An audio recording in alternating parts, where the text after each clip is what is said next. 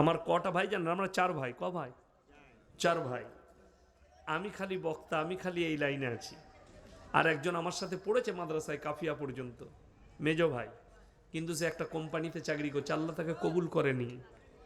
তো আমার পরিবারে কেউ জানতো যে ইয়াসিন বলে একটা ছেলে জন্ম হবে মৌলভী শওকতের, সেও বক্তা হবে? কেউ আগে জানে? আপনাদের মধ্যে এখানে কেউ জানেন যে আমার একটা ছেলে হবে মাস্টার হবে, ডাক্তার হবে, না চোর হবে? কেউ জানেন? আল্লাহ কোরআনে এটাই বললেন, তোমাদিকে পৃথিবীতে পাঠাবার পূর্বে পৃথিবীর বুকে তোমাদের কোনো কালচার ছিল না, কোনো কালচার নয়। আমার বন্ধুগণ, আমার ভাই, সবাই নিয়ত করুন আজ থেকে আমরা ইলম হাসিল করব, বলুন ইনশাআল্লাহ। প্রত্যেকটা মুসলমান নরনারীর জন্য দ্বীনি শিক্ষা অর্জন করা ফরজ। আজকে দেখুন, স্কুল বেড়েছে না বাড়েনি? বেড়েছে। মাদ্রাসা বেড়েছে না বাড়েনি? কলেজ ইউনিভার্সিটি বেড়েছে না বাড়েনি? শিক্ষা অনেক বেড়েছে।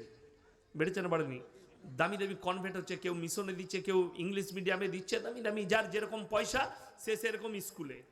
আল্লাহর কসম খেয়ে বলছি, মাদ্রাসা বেড়েছে, স্কুল বেড়েছে, মিশন বেড়েছে, একাডেমি বেড়েছে, শিক্ষা বেড়েছে। আদর্শ কিন্তু শেষ হয়ে গেছে। আদর্শ আর আছে? নাই। আমার 39 বছরে পা দিলাম। কত বললাম? 39। আমার বয়স যদি 39 হয়, আমার বয়সী যারা আছেন 40-এর কোঠায়, আমরা যখন স্কুলে গেছি জীবনে জানতাম না শিক্ষক দিবস কোন দিনটা। ঠিক বলেছি না বলিনি? কিন্তু আমার শিক্ষক দিকে জিজ্ঞেস করে আসুন যে ইয়াসিন সাহেব আপনার কেমন স্টুডেন্ট ছিল, বিয়াদব না আদববালা? আমি শুধু নয়, আগেকার ছাত্ররা মাস্টার দিকে কতটা রেসপেক্ট করত, এটা ভেবে দেখুন। আর এখন শিক্ষক দিবসের দিনে ম্যাডাম, মাস্টার, স্টুডেন্ট, ছাত্রী স্কুলে ডিজে লাগিয়ে ড্যান্স করছে। ঠিক বললাম না? তাইলে শিক্ষা আছে, আদর্শ শেষ করে ফেলেছি আমরা। দুঃখটা ওইটাই।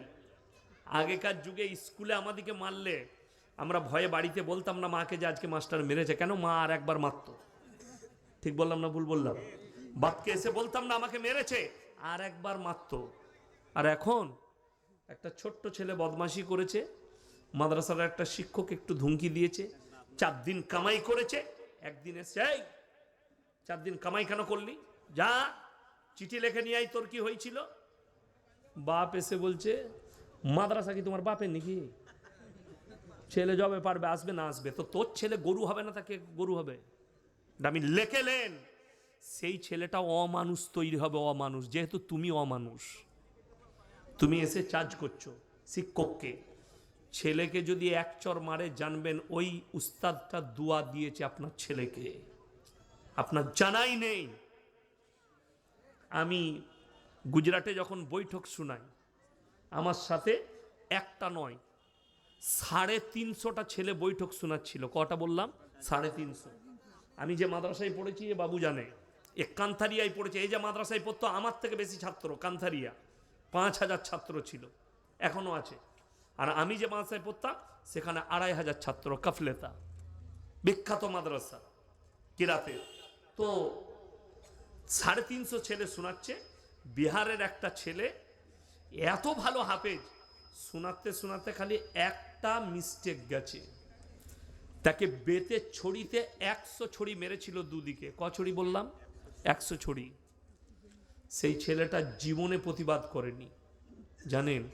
এখন আমি শুনতে পাই, এখন কথা হয়। একদিন দেখা হলো আপনার মুম্বাইয়ে, বললাম भाई क्या करते? बोले बिहार के एक मदरसा है भगलपुर में, मैं बुखारी पढ़ाता हूं, बुखारी शरीफ पढ़ाई, मुहाद्दिस। সেই ছাত্র কেন জীবনে প্রতিবাদ করেনি? শিক্ষক মেরেছে আমাকে ভুলের জন্য। জানেন ওই ছাত্রর যে জায়গাগুলো কি, এটা মেয়েরা দিয়েছে, ওদের দোয়া লাগবে না, ওদের যা জিনিস আছে ওরা নিজেরাই দোয়া করে নেবে। ছাড়ো, যাও, মেলা ঘুরলে দোয়া হয়ে যাবে। যাই হোক, লাস্টে করে দেবো, নাহলে ওরা রেগে পালিয়ে যাবে, তাই না? লাস্টে করব ডোজও দিয়ে যাব। চলুন, আমি যেটা বলছিলাম যে আপনার সন্তানকে যদি মানুষ করতে চান, জ্ঞানী করতে চান, সন্তান যদি মাস্টার হোক, শিক্ষক হোক, গুরুজনের নামে অভিযোগ করে, সেটা শুনবেন না, সেটা শুনবেন না। আমার মেয়ে এসে একদিন বলল, আব্বা প্রজেক্ট জমা দেওয়া হয়নি, মাস্টারকে ভয় লাগছে, মাস্টার অনেক ছেলে জমা নেয়নি, দেরি হয়েছে বলে। আমি গেলাম, মাস্টার খেতে খেতে উঠে এলো, আমাকে বলছে হুজুর কি হয়েছে স্যার কি হয়েছে? আমি বললাম মেয়েটার প্রজেক্ট জমা হয়নি। ও ভয় দিতে আমাকে দেখালো যে আপনার মেয়ে 6 মাস থেকে প্রজেক্টটা জমা দেয়নি। আমি মাস্টারের সামনে বললাম যে দ্বিতীয়বার তোমার এই ভুলটা আমি যেন শুনতে না পাই। আমি নিজের মেয়েকে বললাম, আমি বললাম স্যার ও ভুল করেছে, অন্যায় হয়েছে ওর। বলছে না স্যার এরকম বলবেন না হুজুর। আমি বললাম না, আমি মেয়েকে ডাঁটলাম মাস্টারের সামনে। কেন? সে আমাকে সম্মান করে কিছু বলবে না, আমার মেয়ে সাহস পাবে আরো বড় অন্যায় করার। সে আগামীতে করবে, জানে আমার বাপ এলে এরা ছেড়ে দিবে। ওই জন্য আমি ডাঁটলাম যে এরপর জীবনে তোমাকে স্কুলই পড়তে দেবো না, আমি ছাড়িয়ে দেবো। এরকম বিয়াদবি করলে আমাকে যেন স্কুলে যেতে না হয়। সেই মেয়ে আর জীবনে ভুল করবে না। আর আপনি যদি মেয়ের হয়ে কি হয়েছে কি জমা লিবেন না কেন, সেই মাস্টার আপনার ভয়ে জমা লিবে, আপনার মেয়ার মানুষ হবে না, অমানুষ তৈরি হবে। এটা লিখেলেন, অমানুষ। আমার হেডমাস্টার এখন যিনি আছেন, প্রবীর বাবু নাম।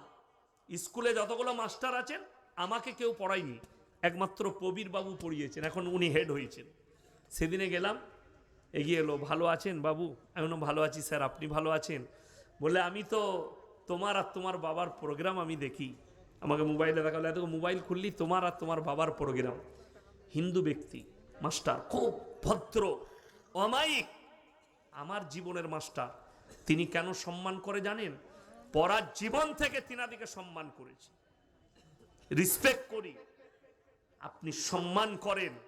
আর বাবা যারা আছেন, মাদ্রাসায় পাঠান আর স্কুলে পাঠান আর যেখানে মিশনে পাঠান, ছেলে যদি অভিযোগ করে, ছেলের অভিযোগ শুনবেন না, আগে হাকিকত জানবেন। ছেলের ভুল থাকলে মাস্টারের সামনে এক চড় মারুন, আপনার ছেলে মানুষ হবে। আজকে তো খালি ডিম ভাত খাচ্ছে আর থালা বাজিয়ে ঘর আসছে। সরকার বলে দিয়েছে ভাত পাবে 8 পর্যন্ত, ভাত পাবে না, পাবে না। আমার মেয়ে একটা প্রাইমারি স্কুলে পড়ে, তো খাই না, মাঝে মাঝে দেখছি ডিম নিয়ে। আমি ডিমটা কোথায় পেলি? বলে দিয়েছে স্কুলে। আমি তাই? বলে আমি, আমার মেয়ে, ছোট মেয়ে ডিম সিদ্ধ খাই না। আমি বললাম এটা, আমাকে বলে আব্বু তুমি খেয়ে নাও। আমি কোথায় পেয়েছিস? আমি ও বিড়ালটাকে নাহলে কুকুরটাকে দিয়াই। এইসব খেয়েই তো সব শেষ হয়ে গেল, পড়ালেখা উঠে গেল। ঢোল বাজা, থালা বাজা, ঘন্টা পড়বে, খানা শুরু, দিয়ে স্কুলে পড়ালেখা উঠে গেল।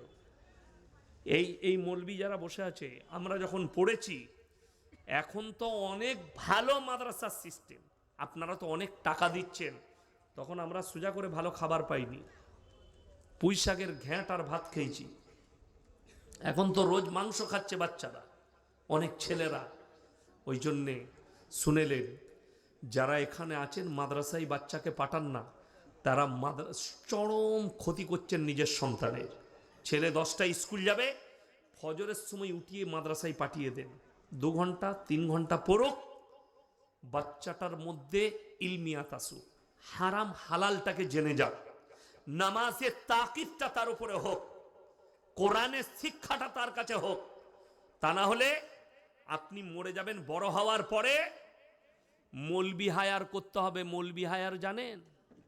বাম মরে গেছে, ফজরের পরে বাপের কবর জিয়ারত করবে, মসজিদের দরজায় দাঁড়িয়ে আছে, নামাজ শেষ, হুজুর বের, হুজুর আমার বাপের কবর জিয়ারত করে যাবেন না? তুই পারবি না, ওকে নিয়ে যাবি। এই সন্তান বাম্মাকে দোষারোপ করবে যে আমার এমন বাম্মা যা আমাদিকে ছোটবেলায় কোরআনের শিক্ষা দেয়নি, দ্বীনি শিক্ষা দেয়নি, যে একটু নামাজটা পড়বো, সূরা মুখস্থ নাই, সূরাটার মুখস্থ হচ্ছে না। জেনে রেখে দিবেন, যেমন একটা তোতা পাখি, তোতা পাখি জানেন তো, তাকে যদি কথা শেখানো হয় শিখে যায় না? যায় না? বাচ্চা ছেলেটা হচ্ছে তোতা পাখির মতন, ছোটবেলায় যেটা দিবেন ব্রেনে বসে যাবে। সব থেকে দুঃখ, ছোটবেলায় বাচ্চাকে তাকে নুরানি কায়দাটা দেখ আর না দেখ, তাকে শিক্ষাটা দেখ আর না দেখ, মায়েদের জ্বলন হবে বলে মোবাইলটা ধরিয়ে দিচ্ছে। তো গেম খেল, তো মোবাইলে কার্টুন দেখ, ও রান্না বান্না করবে। আপনি বলুন তো, আমরা মানুষ হয়েছি, আমাদের মা দিকে কিছু ধরাতে হয়েছে? আর চ্যালেঞ্জ দিয়ে বললাম, এখন যতগুলো ছেলে জন্ম নিচ্ছে, এখনকার জেনারেশন, যে ছেলেগুলো 10 বছর 12 বছর 15 বছর 20 বছর বয়স, বিয়ের আগে এরা যৌবন হারিয়ে ফেলবে, তার জন্য দায়ী হচ্ছে এই মোবাইল। বিয়ের আগে যৌবন হারিয়ে ফেলবে, আর হারিয়ে ফেলছে। শিক্ষাটা নিয়ে যান। সন্তানের হাতে যারা মোবাইল দিচ্ছেন, মোবাইল নয়, এগুলো এক একটা জাহান্নামের আগুন।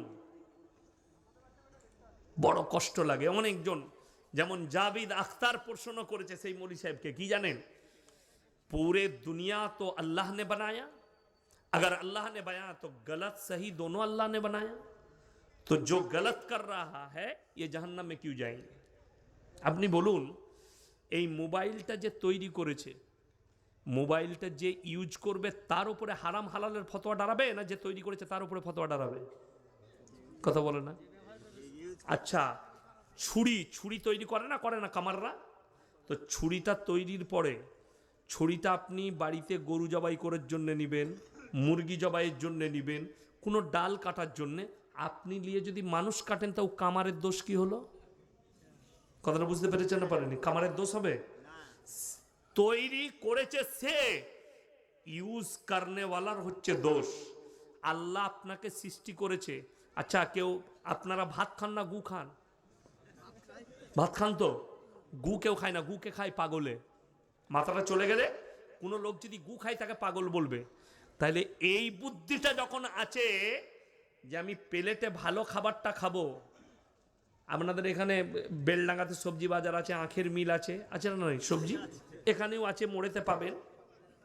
তো কোনো এরকম ভালো লোক আছে, গিয়ে বলবে পচা টমাটোরগুলো ভরবি তো, 2 টাকা বেশি দেবো কিলোতে, কেউ নিবে?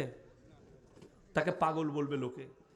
তুমি বাঁধাকপিটা দেখে নিবে, ফুলকপিটা দেখে নিবে, টমাটোরটা দেখে নিবে, মাছটা দেখে নিবে পেটটা গলা কিনা। তুমি মাছটা চিনতে পারলে পচা কিনা, টমাটো চিনতে পারলে। আর তুমি ভালো মন্দ বুঝতে পারোনি, ওই জন্য অনেক নেমো খারাম কি বলে জানেন? ওয়া তো মৌলী সাহেবরা বলেই দিয়েছে যে আল্লাহ হিদায়ত দিবে, তো আমি হিদায়ত দিলে নামাজ পড়বো। বলে না? এ এক হারামখোর। কি মানে, এদিকে জুতো মারার আর লোক নাই। এটা একটা দল যে আল্লাহ হিদায়ত দিলে নামাজ পড়বো, যখন মৌলী সাহেবরা বলেছে। আমার বন্ধুগণ, আল্লাহ গোটা পৃথিবী সৃষ্টি করেছে বৈধ আর অবৈধর জন্য কোরআন আর রসুলের হাদিস, ঠিক কিনা কথা বলেন? তাহলে কোরআন থেকে যখন বুঝতে পারবেন আল্লাহ এই জিনিসটাকে বৈধ করে দিয়েছে, জাহান্নাম আর জান্নাত আছে না নেই? কোরআন শোনাবো আপনাদেরকে। পৃথিবীতে আল্লাহ যা কিছু সৃষ্টি করেছে জোড়া জোড়া, কি বললাম? জোড়া জোড়া। আলাম নাজালিল আরদা মিহাদা ওয়াল জিবালা আওতাদা ওয়া খালাকনাকুম আজওয়াজা। সব আমি জোড়া জোড়া সৃষ্টি করেছি। আমি আল্লাহ খালি বিজোড়।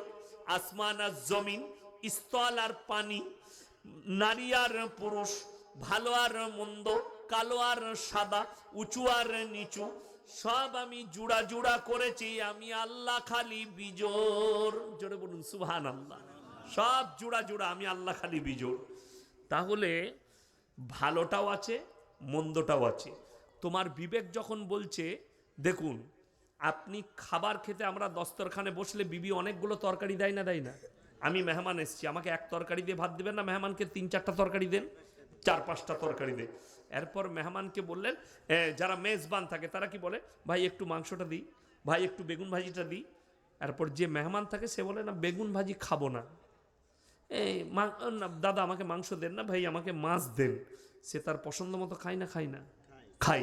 তাহলে তোমার ব্রেন যখন এটা বলছে এই মাংসটা আমার জন্য ভালো হবে, তাহলে তুমি যখন নিজেকে মুসলমান বলছো, আল্লাহর কিতাবকে ফলো করবে, রসুলের আদর্শকে ফলো করবে, তখন তুমি ভালো মন্দটা বুঝতে পারছো না, তুমি খাবার বেলায় বুঝতে পারছো, পেটে ভরার বেলায়, আর আমল করার বেলায় বুঝবে না। এইটাই হচ্ছে দুঃখের বেদনা। সকল ভাইকে বলবো, নিয়ত করুন আমরা আমাদের বাচ্চাদিকে দ্বীনি শিক্ষা দেবো। জোরে বলুন ইনশাআল্লাহ। প্রত্যেকটা নারী পুরুষের জন্য দ্বীনি শিক্ষা অর্জন করা ফরজ। বাচ্চা যদি অভিযোগ করে, বাচ্চাকে এক চর মারুন, ঘুরিয়ে শিক্ষককে মারতে যাবেন না। আপনার ছেলেটা গরু না হলে গাদা হবে। আমি মৌলবি শওকতের বেটা মৌলবি ইয়াসিন বলে গেলাম, কাগজে লিখে নেন, লিখেলেন, আপনি মরণে ওয়া দিতে হবে না। মরার সময় কলমা পড়ে লাভ নাই ভাই, ভুলে গেছে। যাই হোক, ও চলবে, বিনা ব্যাজ বলাই মাল। আমি কি বুঝলেন, আমি যেটা বলছি, প্রত্যেকটা ভাই আর পর নিয়ত করুন আমরা মুমিন হব। জোরে বলুন ইনশাআল্লাহ। আমি সব জায়গায় বক্তব্য এখন দিতে একটু দ্বিধাবোধ করছি, কেন জানেন? গাল খাওয়া লোক আমি। মোবাইলটা খুলে কারা গাল দিচ্ছে? সুদখোর, গাঁজাখোর, মাতাল, অমানুষ, লটারিওয়ালা বলে এর বিরুদ্ধে বলছে। কি বুঝলেন? যেমন আপনারা সকলে জানেন, আচ্ছা সুদটা হারাম, এটা মৌলবীদের কথা না আল্লাহর কথা? আল্লাহর কথা। ওয়াহাল্লাল্লাহুল বাইয়া ওয়া হাররামার রিবা, ব্যবসাকে হালাল করেছি, সুদকে হারাম করেছি। এরপর যদি মুসলমান সুদ খায়, তাকে কি বলবো? আল্লাহর ওলি বলবো তো নাকি? না, হারামখোর। আমার বর্ধমান টাউনে একজন ফোন করে বলছে যে আপনি গালি দেন কেন? আমি বললাম কই গালি তো দিই নাই। আচ্ছা আপনারা আমার জলসা শুনেছেন না শুনেন মোবাইলে? আমি মা বোন তুলে কেউ কি গাল দিয়েছি? ইমানদারির সঙ্গে বলুন, দিই নাই। সে বলছে, আমি বললাম কি গাল দিয়েছি প্রমাণ দাও। বলছে ওই যে হারামখোর বলেন। আমি বললাম যে সুদ খায় তাকে কি বলবো ভাই, তুমি শিখিয়ে দাও। কি বলবো তুমি বলো। বলছে হারামখোরটা বললে খারাপ লাগে। তুই সব থেকে বড় হারামখোর, তুই ওই রকমই মাল। তুই হয় সুদখোর হবি, নাহলে লটারি, নাহলে মদ বিক্রি করিস, তা না হলে তোর গায়ে তো লাগবে না। কথাটা বলেন। আচ্ছা আমি যদি বলি চুরি করা হারাম, কার গায়ে লাগবে? চোরের গায়ে। যে চোর লয় তার গায়ে লাগবে? লাগবে না। যেমন এখন আমি একটা বক্তব্য শুরু করব আপনাদের কাছে, রাগ করবেন না। আল্লাহর কসম করে বলছি, হকের জিত আছে, না হকের জিত নেই। আজকে মুসলমান জাতি শেষ হয়েছে, নিজেদের নিজেরাই ক্ষতি করেছে। আল্লামা ইকবাল লিখেছেন, ইস ঘর কো আগ লাগি ঘর কি চিরাগ সে। মুসলমান তোমরা নিজেদের ঘরে নিজেরা আগুন ধরিয়েছ, অপরকে গালি দিয়ে লাভ হবে না। কাকে গালি দেবেন আপনি? কোরআন শুনেলেন, এত সুন্দর ভাষা কোরআন বলেছে। পৃথিবীর কোন মানুষ, কি বললাম? মানুষ বললাম না মুসলমান বললাম? মানুষ, এটা কোরআনের ভাষা। আল্লাহ কোরআনে কোনো ধর্ম মেনশন করেননি। কোন মানুষ যদি কোনো মানুষকে অন্যায়ভাবে হত্যা করে, সে যেন গোটা মানব জাতিকে হত্যা করলো। কোন মানুষ যদি কোনো মানুষের উপকার করে, সে যেন গোটা মানব জাতির উপকার করলো। আপনাকে একটা বাস্তব চিত্র বলি, রসুলের হাদিস আছে, মুমিন তোমরা ততক্ষণ হতে পারবে না যতক্ষণ পর্যন্ত তোমার কাছ থেকে তোমার প্রতিবেশী সুরক্ষিত নয়। সুরক্ষা মানে কি? শুধু হাতের নয়, হাতের, জুবানের, ব্যবহারের, আখলাকের, চরিত্রের, চারিদিক দিয়ে সে যেন কষ্ট তোমার কাছে না পায়। আজকে আপনাকে আমি বহরমপুর কোর্টে, মানে মুর্শিদাবাদের 1000টা কেস দেখাবো, ড্রেন নিয়ে, জায়গা নিয়ে হয়ে আছে না নাই। পাশাপাশি দু ভাই বাড়ি করছে, ও 1 ফুট ছেড়ে করেছে, বলছে আমি 2 ফুট ছাড়বো না, আমি 8 ফুট ছাড়বো 9 ইঞ্চি। বলছে মধ্যে দিয়ে একটা ড্রেন যাবে, বড় ভাই বলছে যেতে দেবো না, ছোট ভাই বলছে দেবো। তাহলে কি করবি? মারামারি, কোর্টে মামলা। সে মামলা এখনো চলছে। আচ্ছা বলুন তো, মরে যাওয়ার পরে ওই জায়গাটাও সাথে করে নিয়ে যাবে তো কবরে? হাই আল্লাহ। মুসলমান, আমি বললাম না যে নিজের ঘরে নিজের আগুন ধরাচ্ছে, অথচ রসুল বলেছে তারা মুমিনই হতে পারবে না। তুমি দেখো না তোমার বাড়ির পাশে কোন ব্যক্তি বাস করছে, সে হিন্দু হোক, দলিত হোক, আদিবাসী হোক, খ্রিস্টান হোক, ক্ষুধার্ত হলে খাবার দাও, বস্ত্রহীন হলে বস্ত্র দাও, বিপদে পড়লে পাশে দাঁড়াও। এইটাই হচ্ছে রাসূল সাল্লাল্লাহু আলাইহি সাল্লামের আদর্শ। আজকে দুঃখ, গ্রামের বড় লোকরা দামি দামি ব্ল্যাঙ্কেট গায়ে দিচ্ছে, তার পাশের ঘরের গরিবের একটা চাদর নেই, সে একটা চাদর কিনে দিতে পারে না। কিন্তু কি বলছে জানেন, আমি বেলডাঙ্গায় মাদ্রাসায় গিয়ে 50,000 দিয়ে এলাম, তুই ঝাঁটা জুতো খাবি কবরে, লেখে লাও। এই মাদ্রাসার আদায় হচ্ছে। আপনি ইয়াসিন সাহেবকে ভালোবাসেন, আমার হাতে 10,000 টাকা দিলেন, অথচ আপনি খোঁজ রাখেন না আপনার পাশের গরিব আব্দুর রহমান খেতে পাই না। আমি বলে যাচ্ছি আল্লাহর কসম দান কবুল হবে না। এটা কোরআন। ওয়া আতিদাল কুরবা, কাছের গরিবকে আগে দেখো। নবীজি সাল্লাল্লাহু আলাইহি সাল্লামের হাদিস, তোমরা তোমাদের বাড়ির দেওয়ালটা এত উঁচু করো না তোমার পাশের গরিবের গরিবিটা না দেখতে পাও। আজকে আপনি ভেবে দেখুন, গরিবিটা তো দূরের কথা, এই যে হক রাসূলের হাদিস শুনে নেন, কিয়ামত তোমরা বুঝতে পারবে কখন, যখন তোমরা দেখতে পাবে অশিক্ষিত সাধারণ মূর্খরা নেতৃত্ব দিচ্ছে আর শিক্ষিতরা চুপচাপ বসে দেখছে। আজকে পশ্চিমবাংলায় বেশিরভাগ, আপনাদের জলসা বলে বলি নাই, পশ্চিমবাংলায় 100টা জলসার মধ্যে 90টা জলসা কমিটি বেনামাজি, নামাজি পড়ে না। ঠিক বললাম না ভুল বললাম? যদি কোনো বাপের বেটা টক্কর নেয়, সে আমার সঙ্গে যে কোনো জলসায় অ্যাটেন্ড করবে, সব কমিটি ব্যাচওয়ালাগুলোকে দাঁড় করাবো, আর গ্রামের লোক দেখে বলে দিবে এটা 5 ওয়াক্তের।